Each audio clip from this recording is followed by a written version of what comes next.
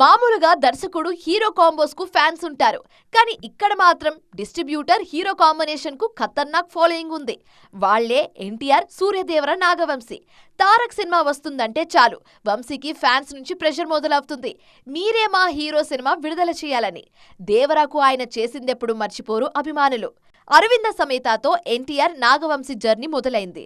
హారిక, హాసినిలో ఆ సినిమా వచ్చినా వెనకుండి చూసుకున్నది మాత్రం నాగవంశీనే. పైగా అరవిందకు వాళ్లే నిర్మాతలు కూడా. ఆ తర్వాత దేవర రైట్స్ తీసుకున్నారు వంశీ. దీనికి మొదట్లో నెగిటివ్ టాక్ వచ్చినా కూడా దాన్ని అభిమానుల్లోకి నాగవంశీ తీసుకువెళ్లిన తీరు ఎన్టీఆర్ ను కూడా ఆశ్చర్యపరిచింది. తాజాగా ఈ కాంబినేషన్ లో హ్యాట్రిక్ కు రంగం సిద్ధమవుతుంది.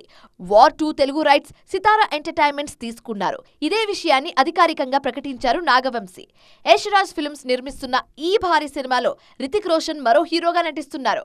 ఆగస్టు 14న విడుదల కానుంది వార్ 2. పేరుకు డబ్బింగ్ సినిమా అయినా కూడా జూనియర్ ఎన్టీఆర్ ఉండడంతో తెలుగులోనూ బిజినెస్ పరంగా రికార్డులు క్రియేట్ చేస్తుంది వార్ 2. ఈ సినిమా తెలుగు రైట్స్ ను నాగవంశీ ఏకంగా 80 కోట్లకు సొంతం చేసుకున్నట్లు ట్రేడ్ వర్గాల నుంచి వస్తున్న సమాచారం. ఆగస్టు 14న కూలీ కూడా వస్తున్న తారక్ సినిమాను భారీగా ప్లాన్ చేస్తున్నారు నాగవంశీ.